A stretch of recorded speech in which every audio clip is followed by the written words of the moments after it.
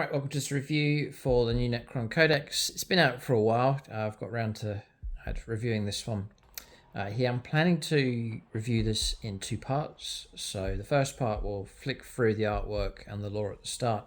Then we'll get to the detachments. I'll run through those. And then I'll do a second part to this video, which will be running through the units, their profiles, war gear, and so on. It's going to be a tactical review here because I've got Necrons. I'm looking to revamp my Necron army to get them to fit in with this new codex. So I'm looking at this as a Necron collector, Necron player, and seeing what works best. So that's what I'm looking for, some like golden nuggets, good stratagems, good detachments, good units, what combinations to go for, and whether I can form a good list from what I've got already or start to add some new units to my collection. So I'll look with interest here at this NECRONS Codex, my own force that I have. So for discount 40k, I have a new sponsor on the channel. It's gamingfigures.com. Link for them below where you can pick up your discount 40k across the UK and the European Union. So Necrons, always like them. They've had a brilliant they've had a series of new units come along down the years, but it's more recent years with the new Necron units in plastic, such as things like Scorpec destroyers and so on. There really are some amazing units available for them. They really are a good sort of arch enemy to fight against. Pictured here, Necrons against Eldar, always a classic matchup. Necrons pretty much against anything, against any of the Imperial options out there. Space Marines, Astra Militarum, Necron game has always been a good matchup. Some of the very early artwork with them. Classic matchup here against the Tau, chopping their way through. So they're like undead machines, basically kind of undead from Warhammer brought across and made into skeletons, but they're like mechanical versions of that. So color scheme wise, metallics, rust kind of colors, older metals like bronze colors, brass colors look good. They're nicely weathered and toned down. Doesn't have to be like rusty, but more grimy and deeper in the tones with the metallics, and then it's often a good spot color just to add contrast, such as like a neon green. It's very classic for the Necrons. Neon blue looks really good. Orange looks really good. Of all the 40k factions as well, I found them one of the easiest to paint. You can go for a general color scheme across the whole army and then put your spot color in, and you can have a fantastic looking force. So if you're getting into 40k or a beginner at 40k, especially painting wise, I would recommend Necrons for you because you can go for a nice straightforward color scheme and get some great results as well.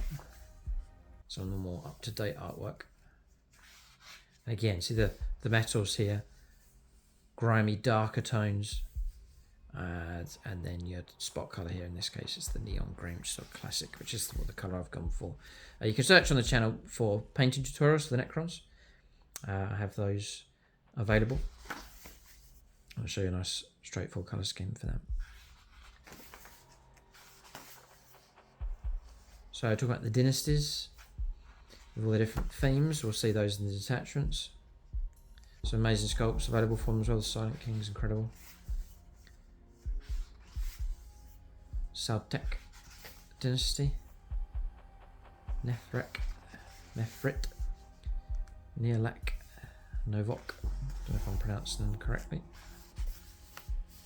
And a showcase of the models. So the different type of Mancers that you can get: Psychomancer, Technomancer, and Chronomancer.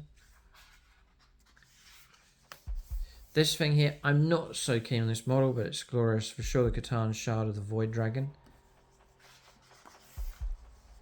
That's the new Overlord with the Translocation Shroud. We'll take a look at him in the rules.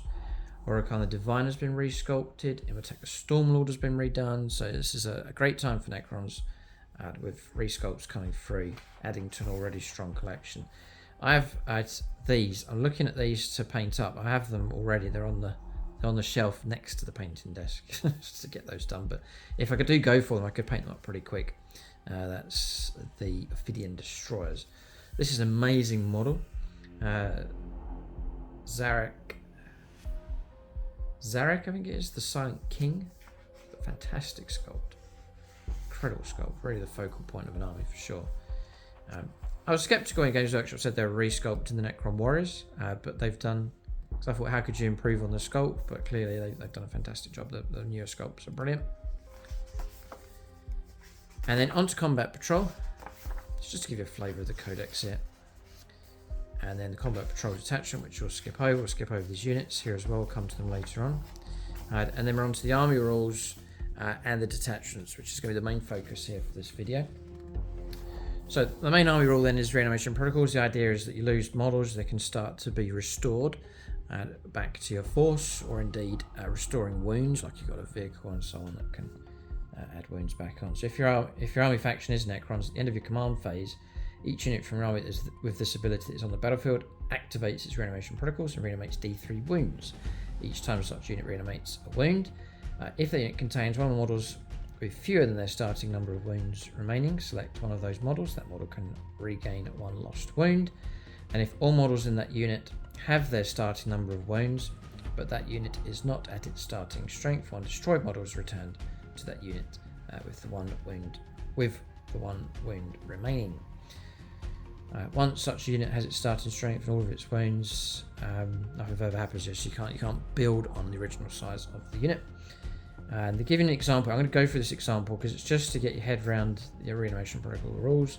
So unit of Locust Destroyers, which have a wounds characteristic of 3, activates its reanimation protocols. The unit has a starting strength of 3 but currently contains 2 models. One of those models has lost to wounds. They're showing you here, one lost model and wounds removed from another. The first of these reanimation wounds restores the wounded Locust Destroyer back to 3, fine. The second of these reanimation protocols returns the Locust Destroyer to the battlefield with 1 wound remaining, and the third restores one of the remaining wounds. Right, so it's a simple flow with the wounds. So the first thing you're going to do is restore a wound, and you just keep restoring the wounds. Say you've rolled a 3 for the D3 wounds, you've got 3 potential wounds to restore. Keep restoring your wounds until all wounds are restored on the unit. And then if you've got a miss after that, if you've then got a missing model's been slain, you can then restore that model with a wound, and if you've still got a spare wound, you can then put a wound back on to that model. So I don't think that's changed since the index cards. And if you're struggling to get your head around it or don't want to get caught out on the technicalities of it, just read through the example because it explains. They've given you a good example there of how it works. But it's a great theme and it's strong enough. So what you're thinking of with Necron units, and I found this down through different editions with them, is that Necrons could become more and more dangerous the longer the game goes on. Your opponent's usually losing stuff, vehicles, units, and they're not getting those models back. Whereas with Necrons, you can slowly but surely add to your strength, and that becomes stronger. You're getting stronger as the opponent's weakening during the game, and so the later turns of the game, Necrons can be particularly dangerous. It also means with reanimation protocols, you're trying not to get units wiped out. So you don't want a unit wiped out. If your unit's wiped out, you can't start to restore wounds. So that means trying to put units so they're not caught in a crossfire from half the opponent's army, where he's in a position where he can wipe them out. Half expose them so that they can be sheltered to some degree, so then you're not going to get that wipeout, because once they're gone, they're gone. So there's ways of playing like that with the Necrons. And expose it, I play it like you expose certain units that can absorb a lot of damage, like a big blob of Necron Warriors or some tough vehicle, and you shelter your other stuff that's a bit easier to wipe out. Keep that out of trouble. It might take some damage, but you can start to then repair and so on. So working it that way, sheltering and then exposing tougher units to absorb damage and then just start restoring wounds back onto them, just to keep those units alive. Because you could have unit Necron Warriors down to 1 model left, and a few turns later there's 10 models all of a sudden. If there's this ability, plus there may be some others to restore, like extra models. But we'll see as we get going. So I have my favourite units to the Necrons, so I'm looking to try and place them into an appropriate dynasty here. Already off to a pretty good start with a nice strong army rule. So the first one we're going to take a look at is the Awakened dynasty here. I'm looking for one to settle on for my own Necron force. And by all means, let us know your comments in the comment section below what you think the best dynasty is. So Awakened Dynasty. Command protocols. When Necron's character model is leading this unit, each time model in that unit makes attack, it's +1 to hit roll. Huge, brilliant, +1 to hit roll. Fantastic. Necrons have plenty of character options. A number of them are pretty cheap, and you're just going to get +1 to hit roll straight away. Fine, off to a real good start. I think this is the index one that's transitioned over. I think because that was in the original index cards rule, I believe. So your enhancements, Veil of Darkness. So Necron's model only wants to battle at the end of your opponent's turn. If the bearer's unit is not within engage at range of one or more enemy units, the bearer can use this enhancement. If it does, remove that unit from the battlefield, and then in the reinforcement step of your next movement phase, set it up. And you're on the battlefield that's more than 9 inches horizontally away from enemy models. So it's the end of your opponent's turn, which is very, very useful because you're going to get to bring it back in straight away when you go onto your turn. So Veil of Darkness is very useful indeed. Allocate that to the right unit. Something like a shooting unit would be very useful. Yeah, because if you land and deep strike in, because as I say, you can't charge. You could try and make a charge, but it's a 9 inches and it's a good chance you're not going to make it. Whereas if you land in with something that can shoot, you're going to get to shoot usually.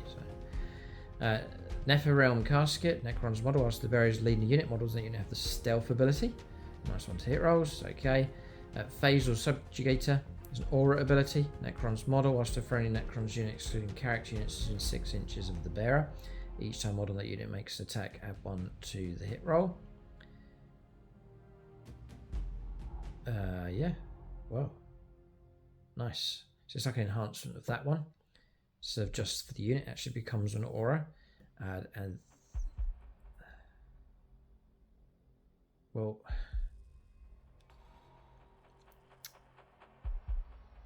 yeah, it's really good. Very useful. Okay, it's because you can influence a lot of stuff with that. +1 to the hit roll, and it's to the hit rolls. So it's shooting and close combat. Fantastic. Okay, and then Enagic Dermal Bond. The bearer has the feel no pain of 4+. Cool. Nice. Enhancements are real good here. Okay, so we're looking at, in my opinion, good detachment here. And then Protocol of the Eternal Servant, Revenant. This is 6 stratagems for this detachment. If you get some good ones here, we're looking at a pretty good detachment. So 1 CP, in any phase. 1 Necron's infantry character model from your army that's just destroyed. You can use a stratagem on that model, even though it was just destroyed. End of the phase. Set your model back up on the battlefield as close as possible to where it was destroyed, and not with engaged range of enemy units, and with half of its starting number of wounds. And you can only target that unit once per battle, but for a CP to resurrect. Yeah. Not bad at all. And then Protocol of the Undying Legions. In your opponent's shooting phase or the fight phase, just after the unit has resolved its attacks, 1 Necron's unit from your army that have 1 or more of its models destroyed as a result of those attacking units' attacks. The unit activates its reanimation protocols and reanimates D3 wounds or D3+1 if it's if a Necron's character is leading your unit. Again, very useful, very cheap, CP. Just put D3 models back on. Or wounds, sorry, it's just like a reanimation protocols. You're getting to do that as an extra. It could really help your unit survive just when you need it. So again, another very useful stratagem. You know, if that's Necron Warriors, for example, D3 extra Warriors for a CP is worth it. Protocol of the Hungry Void. 1 Necron's unit from your army that's just been selected to fight this phase. In the fight phase, to the end of the phase, add 1 to the strength characteristic of melee weapons. Equipped by models on the unit. In addition, if the Necron's character is leading your unit, to the end of the phase, improve the AP of melee weapons by 1. So, useful for sure. Yeah, I'm thinking of Scorpec Destroyers. Protocol of the Sudden Storm. Your movement phase, 1 Necron's unit from your army to the end of the turn. Ranged weapons equipped by models in that unit have the Assault ability. In addition, if a Necron's character is leading your unit, to the end of the phase, you can reroll advanced rolls made for your unit.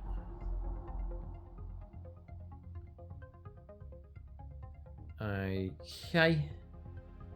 Yeah, potentially very useful if you need to move somewhere quick, and you can turn everything into assault and tactically helpful. Protocol of the Conquering Tyrant in your shooting phase. One Necrons unit from your army that's not been selected to shoot this phase. To the end of the phase, each time model unit makes attack that targets unit with within half range, reroll hit rolls of 1. Again, if a character is leading the unit, then you can reroll the hit roll, and that's very, very useful as well. Protocol of the Vengeful Stars. For your opponent's shooting phase, just after an enemy unit destroys Necron's unit from your army. One Necron character from your army is within 6 inches of that Necron's unit when it was destroyed. After attacking, the unit has resolved its attacks. Your unit can shoot as if it were your shooting phase, but it must target only the enemy unit. It's like a vengeful counterfire there. Cool. Protocol of the Vengeful Stars. That is 2 CP for that one. So overall, I think we've got a decent standard detachment here, and one that I'm minded to build upon with my own Necron force. But we'll throw this open. We'll look at the others with an open mind. I have quite a variety of stuff in my Necron army. I do like the original skeleton, the shape of it as it currently is, but we'll see. We'll see here. There could be some real good stuff coming up. Annihilation Legion is the next one. It's the second detachment here. So, Annihilation Protocol. Each time a Destroyer Cult or Flayed One's unit from army declares a charge, you can reroll your charge roll. If one or more targets of that charge are below half strength, it's +1 to the charge roll as well.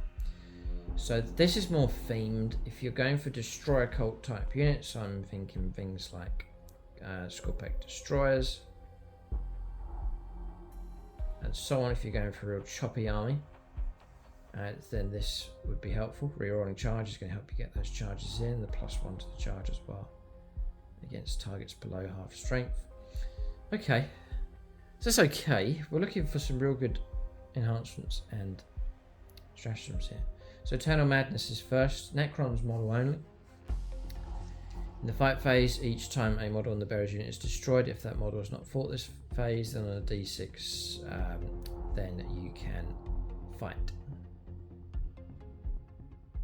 Yeah, so fight before you remove from play, which is useful. Yeah, if you're running a unit of Scorpec Destroyers, for example. They're not the fastest, and sometimes they are going to get caught out. They're charged first, and then the danger is they're wiped out before they get a chance to strike. So that could be useful for sure.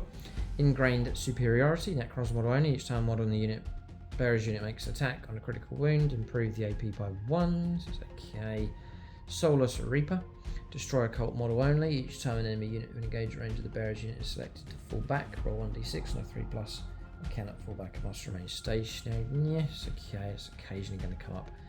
And then Eldritch Nightmare, Destroyer Cult model only. At the start of the fight phase, each enemy unit within engagement range of the bearer must take a battle shock test. And again, yeah, it's okay. So far, other than a bit of help here, not much incentive for me. Like +1 to hit rolls for all characters just joining units. So it's much better. Better enhancements so far, but looking for some real good stratagems if there are any. Masks of Death. In 1 CP, your opponent's shooting phase or the fight phase, just after an enemy unit has selected its targets, one Destroyer Cult or Flayed One's unit from your own select as the target. It's -1 to hit roll against them, so yeah, so it's okay. So much out there to counter it now, like reroll hit rolls and so on, and -1s just chips a bit away, but not too significant. I've never found it to be that significant. The Spore of Frailty, 1 CP. In a shooting phase or fight phase, in your shooting or fight phase, one Destroyer Cult or Flayed One's unit is the target from your army. It's not been selected to shoot or fight to end of that phase. Each time one unit makes attack, the target's unit below half strength have 1 to hit roll. Sorry, below starting strength is +1 to hit roll. And the target is below half strength, it's +1 to the wound roll. And again, that's okay. But it's a CP to do it. And again, this one is just across multiple units potentially. And potentially an aura as well. +1 to hit rolls. But that one's okay, it's only CP as well. Murderous Reanimation. In the fight phase, one target is one Destroyer Cult or Flayed One's unit from your army that just destroyed an enemy unit, or just below an enemy unit that was not below half strength to become below half strength. Say that again. One destroy cult of Flayed One's unit from your army that has just destroyed an enemy unit, or just caused an enemy unit that was not below half strength to become below half strength. So you've got to either wipe out or get them below half strength, and if you do, then you can reanimate. But it's a CP to do. So yeah, it's okay. Pitiless Hunters. In the fight phase, one destroyer, cult, or Flayed One's unit from your army that has not been selected to fight this phase. At the end of the phase, each time model that unit makes a pile of consolidation, it can move 6 inches instead of 3. Again, that's okay. And next one is 1 CP for Blood Fueled Cruelty. Your opponent's movement phase just after an enemy unit ends a fallback move. One destroy cult or Flayed One's unit from your army that started that phase within engagement range of the enemy unit. Roll dice on a 2 to 5, then they take a D3 mortal wounds. On a 6, they take 3 mortal wounds. Unit can then make a normal move, but must end that move as close as possible to the enemy unit. Alright, so if they pull away, it's going to cost them in wounds, and you can chase them a bit as well. 1 CP. And then Insanity's Ire, still 1 CP. There is all 1 CP. In your opponent's shooting phase, just after an enemy unit has shot, one destroy cult or Flayed One's unit from your army. That's one or more of its models destroyed by the attacking unit's attacks. You make a normal move, must end the move as close as possible to enemy unit. Again, sort of chasing them a little bit as well. So yeah, it's okay. I would still stick with the first detachment. And really, this is a themed one here. It's destroy a cult Flayed Ones type unit. So if you're really into that, then go for that. Yeah, for example, right? Insanity's Ire. You only play it on destroy a cult Flayed Ones units. Same with all of these actually. So you've got to have a strongly themed army to make it worthwhile. Mine's not strongly themed. I have a flavour of these for sure, but not strongly themed enough to switch over to this detachment. And besides that, I don't think this detachment's that great. I might get rebuked for that. Canoptic Court next. So the power matrix. Certain areas of the battlefield are considered to be within your opponent's power matrix as follows. So your deployment zone is always within your army's power matrix. So your home deployment zone. At the start of any phase, if you control at least half the objective markers within no man's land, then no man's land is within your power matrix. And then at the start of any phase, if you control at least half of the objective markers within your opponent's deployment zone, until the end of the phase, your opponent's deployment zone is within your army's power matrix. So what does that all mean? Each time model with a Cryptek or Canoptic unit from your army makes an attack, you can reroll hit rolls of 1. If such unit is wholly within your opponent's power matrix, if such unit is wholly within your army's power matrix, you can reroll your hit rolls. So it really does help out Canoptic Wraiths. I was running the experimentalists we've been doing here. In a few games we were running this detachment here with Canoptic Wraiths. It really was helping them out, the whole power matrix thing with them. Okay. What? Whether to stick with, I have to chew it over because when the games that we played, it was pretty good. It was pretty good. If there's tasty stuff here, then yeah, but it is themed again. This is all Cryptek, so you've got to sort of go down that route with a fair chunk of your force, the majority of your force, to really make it worthwhile. Yeah. Like, it's only Cryptek stuff or Canoptic. Cryptek or Canoptic, yeah. Okay. We'll take a look at some stratagems. Curse of the Cryptek. Your opponent's shooting phase of the fight phases after an enemy unit is shot or fought. Targets one Cryptek model from your army that was destroyed by the attacking unit's attacks. You can use the stratagem on that model even though it was just destroyed. And to the end of the battle, each time a friendly Canoptic model makes an attack that targets the attacking unit, add 1 to the hit roll and add 1 to the wound roll. Nice. Okay. Cynosure of Eradication. Start of a shooting phase or start of the fight phase. One Cryptek or Canoptic unit from your army that's wholly within your army's power matrix. At the end of the phase, weapons, equipment models and unit have the Devastating Wounds ability. Whoa, okay, Devastating Wounds. So great for lots and lots of attacks coming through. of whatever caliber really, because you're just fishing for 6s. And it's 2 CP though for that one. Solar Pulse. Yeah, that would be pretty good on like Wraiths, for example. But just trying to get those 6s. Solar Pulse. Start of your shooting phase. 1 CP. 1 cryptic model from your army. Select one objective marker within 18 inches of your cryptic model until the end of the phase. Weapons equipped by friendly Necron models have ignores cover whilst targeting units within range of the objective marker. So ability to strip cover for a CP. Reactive subroutines for 1 CP in your opponent's movement phase. Just after any unit ends a normal advance or fallback move, one can uptick a unit from your army that is within 9 inches of that enemy unit. You can make a normal move up to 6 inches. Okay, so they're coming towards you, or they finished moving. You can just make that move and adjust accordingly. Tactically useful enough. Counter temporal shift for a CP. Your opponent's shooting phase. Just after the enemy unit selected its targets, one can uptick unit from your army that was selected as the target of one or more of the attacking unit's attacks. At the end of that phase, your unit can only be selected as the target of a ranged attack if the attacking model is within 12 inches for a CP. So this one is great. Yeah, it's like just you shut the unit down and turn them into lone operatives for a CP. Very good. Very good. Very annoying as well. You know, you've got them in your sights and then you shut down. Okay, let's just check it into that phase. Yeah, end of that phase, that unit. It doesn't just block out the initial unit that's gone after you. It's to the end of the phase you get it. So useful. Yeah. For a CP.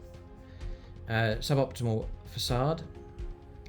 Your opponent's 1 CP, your opponent's charge phase just after the enemy unit has declared a charge. One can optic unit from your army that was selected as a target of that charge and is wholly within your opponent's, your army's power matrix. You can units reanimation protocols activates. Okay, and that's that one. It's a Canoptic Cohort. It's all right. It's not too bad at all. I quite like that one. You'd be paid off. It pays off to go aggressive, you know, shift, grab the middle ground, try and grab the opponent's objective, push forwards. You get rewarded for that because it opens up the ability of the matrix there. And then there's some real good stratagems. Not too bad at all. So Canoptic Court is looking like a decent detachment here. Alright, so next up is the Obeisance Phalanx. So we'll take a look at this one. This one looks, it's leaning towards Triarch Lich Guard, but seems open a bit more. It's here to help out. I'm just looking at some of the stratagems here. So detachment rule, worthy foes. In your command phase, select one enemy unit. To the start of your next command phase, each time an Overlord, Lich Guard, or Triarch unit from your army makes attack that targets that unit, add 1 to the wound roll. So that is quite limiting. But again, it depends on what theme you're going for. I'm thinking of, like, I do like Triarch Praetorians, and so +1 to the wound roll is pretty good. And it's an attack, so that's going to be for shooting and close combat, so pretty good. But again, you're only really going to get rewarded for it if you go for the strong theme. Enhancements, Honourable Combatant, or Combatant, Overlord model only. Each time the bearer's unit destroys an enemy character unit, it's tricky enough, your opponent loses a CP if they have any. Interesting. First time I've seen that, deduct a CP. Unflinching Will. Overlord model. The bearer's melee weapons have the precision and anti-infantry 5+ abilities. Okay. The Warrior Noble. Overlord model only. Each time a melee attack targets the bearer's unit, subtract 1 from the hit roll. So these are okay. Eternal Conqueror. Overlord model only. Each time a model in the bearer's unit makes attack that targets enemy unit within range of an objective marker, you can reroll the hit roll. So yeah, they're all right. On to stratagems. Your time is nigh. 1 CP. Any phase just after your opponent's warlord is destroyed. You target your Necron warlord until the end of the battle. Each time an enemy unit takes a battle shock or leadership test, subtract 1. Subtract 1 from the result. Okay. Good theme behind that one, but game-wise, ugh. Enslaved Artifice, 1 CP. Your shooting phase or fight phase, 1 Necrons unit from your army, excluding Titanic, that has not been selected to shoot or fight this phase. Until the end of the phase, each time modern unit makes attack, the modified hit roll 5+ scores critical hit. Then nano assembly protocols. Your opponent's shooting phase or fight phase just after an enemy unit has selected its targets. One Necron's vehicle unit from your army that's selected as the target of one or more of the attacking unit's attacks. Something like a Triarch Stalker perhaps, but it just says Necron's vehicle, so it's open to anything. To the end of the phase, each time an attack is allocated to the model in your unit, subtract one from the damage characteristic. So -1 damage, yeah, so handy enough for 1 CP. Then you've got Sentinels of Eternity. 1 CP, fight phases after an enemy unit has selected its targets. 1 Lich Guard, a Triarch Praetorians unit from your army that's selected as the target of one of those attacks. It's a fight phase only until the end of the phase. Each time a model in the unit is destroyed, if that model has not fought this phase, it's a 4+ to fight before it's removed from play. So yeah, helpful enough. And then Suffer No Rival. In the fight phase for a CP, 1 Lich Guard, a Triarch unit from your army that's not been selected to fight this phase until the end of the phase. Melee weapons, equipped model in the unit have the precision ability. And then, yeah, so quite good for assassinate. It's quite geared towards slaying the enemy's HQs and Warlord and so on. That was quite cool for a CP, just get precision. Nice. Real assassination one, that one. Take like a nice theme to that. Then Territorial Obsession. In your command phase, 1 Lich Guard, a Triarch Praetorians unit from your army until the end of the next command phase. Add 1 to objective control characteristic models in the unit. If the unit has the vehicle keyword, add 3. Alright. So, yeah, not for me. I don't think you really need to go with a strong theme to get the best out of that. I've said it already, but you need to really build up a strongly themed Necron force just to really unlock as much of this as you can for the units that you have. Next is the Hypercrypt Legion. So, hyperphasing is the detachment rule. At the end of your opponent's turn, you can select a number of Necrons units from your army, excluding units that are within engage range of one or more enemy units. The maximum number of units you can select depends on the battle size as follows. So incursion is 2 units, strike force is the usual size is 3 units, and onslaught is up to 4 units. Once you've made your selections, remove those units from the battlefield and place them into strategic reserves. Now, when is that done? So at the end of your opponent's turn. So this detachment's a real sort of game style detachment. So it's going to dictate the way you play your game as a Necron player, because you're basically removing in a normal sized game strike force 3 units a turn. At the end of your opponent's turn, and then you're free to bring them in straight away. That's very good. God, if you pick the right units for that. And, tactically, as far as grabbing objectives anywhere on the board, fulfilling secondaries, this one's mighty flexible. Plus, the other great thing about this is, yeah, it's going to have some kind of theme. I can see there's monolith keywords coming up a few times, but it's very general for Necrons models, for all of the enhancements. And generally, Necrons models here for the stratagems, and again, any kind of Necron units. This is a nice open one, and the hyperphasing rule looks fantastic. Let us know what you think in the comment section. I think this one, try and do well in games, pick up points and so on, and achieve secondaries and drop units around the board, especially units that already have like the deep strike ability, where they deep strike you in, then they're free at the end of your opponent's turn, you remove them, deep strike them back in again. I think you can do that, and that's exceptionally useful, very, very useful, both for grabbing objectives, fulfilling secondaries, also ambushing enemy units and relocating across the board. And this is each turn. You can do it at the end of the opponent's turn 1. Yeah. So really, really good, that one. Hypercrypt Legion. So see if it can only get better, surely, with decent enhancements and stratagems. So Dimensional Overseer. Necrons model only. Whilst the bearers on the battlefield or in strategic reserves, add 1 to the number of units in your army that can be selected for the hyperphasing rule. Right, so you can boost that if you really want to. Simple upgrade, nice. Arisen Tyrant. Necrons model only. Each time a model in the bearers unit makes an attack, you can reroll the hit roll of 1. If the bearers unit was set up on the battlefield this turn, reroll hit roll. Oof, man. I mean, like for ambush shooting and so on. Let's just double check. It's just re-roll the hit rolls. You could go into reserves, deep strike in, charge, make the charge, and get reroll hit rolls. Reroll hit rolls of 1 or reroll hit rolls.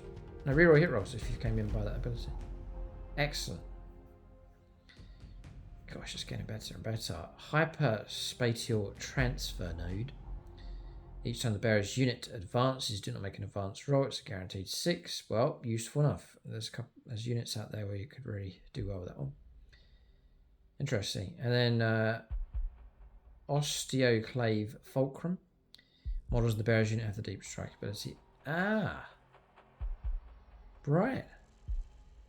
So all of a sudden, you can take a unit that doesn't usually deep strike and grant that to them with this. These enhancements are excellent. This is a golden nugget detachment here. So much so, I'm really starting to like this one.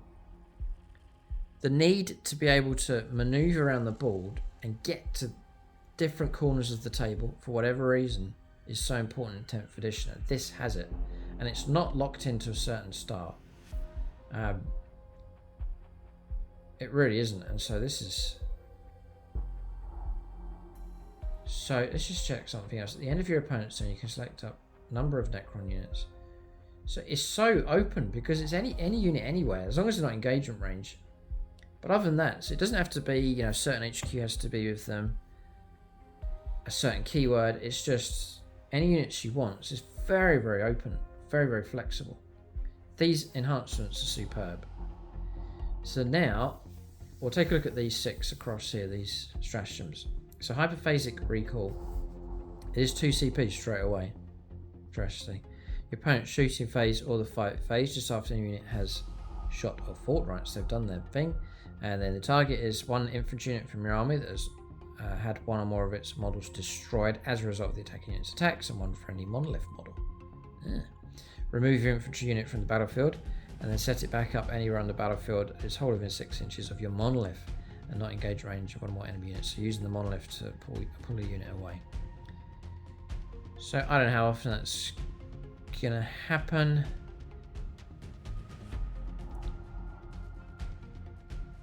Yeah, but it's very interesting. It's not done at the end of the turn. It's done in the shooting phase or in the fight phase, and it's the ability to pull a unit away, an infantry unit, and get it back towards the monolith. Okay, it's quite a maneuver. Next is quantum deflection, 1 CP in your opponent's shooting phase or in the fight phase just after any unit has selected its targets. 1 Necron's vehicle unit from your army that's selected as the target of 1 more of the attacking unit's attacks. End of the phase, models and unit have a 4+ invulnerable save. Cure. To help a vehicle out. Fantastic. Yeah, wow. The amount of units this can help. Be able to relocate stuff. You can end your opponent's turn. You really can set yourself up to ambush. Seriously. Firepower as well. Wow. So, quantum deflection, reanimation crypts. It's in your command phase. Your Necron Warlord. For each of your Necron units in reserves, that reserves units, the reanimation protocols activate. Right. For a CP, if you need to. Next is Cosmic Precision. Your movement phase. 1 Necron's unit from your army that is arriving by using Deep Strike or hyperphasing abilities this phase. Unit can be set up anywhere on the battlefield that is more than 3 inches horizontally away from all enemy models.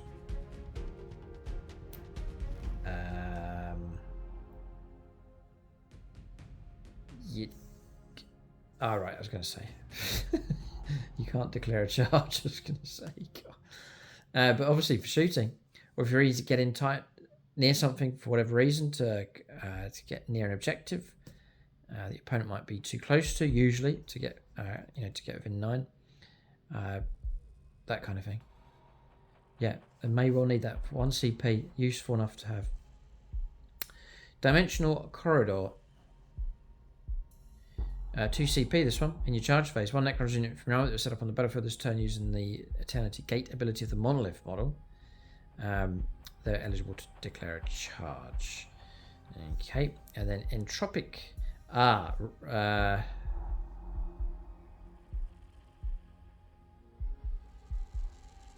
Okay, yeah. All right. Entropic damping. Your opponent's shooting failures just after an enemy unit has selected its targets. One Titanic model from your army that selects as the target of one more of the attacking unit's attacks, within 18 inches of the attacking unit. At the end of the phase, weapons equipped by models in the attacking unit have hazardous ability. Okay. Alright, so stratagems are okay. There's some pretty good ones in there. Enhancements are excellent, and the detachment roll is superb as well. I think it's really, really good. Ability to jump all over the place. The ability to do that kind of outweighs a lot of the other benefits. You know, a few units having +1 to the hit rolls, as we saw earlier, for the Annihilation, no, it was for the Awakened Dynasty detachment. So +1 to hit rolls, that's okay. It's pretty good. The ability to jump around the board, I think, is better. And then the Annihilation was the Canoptic Court. Certain units getting reroll. What rolls was it? Yeah, pretty good again. It really is good.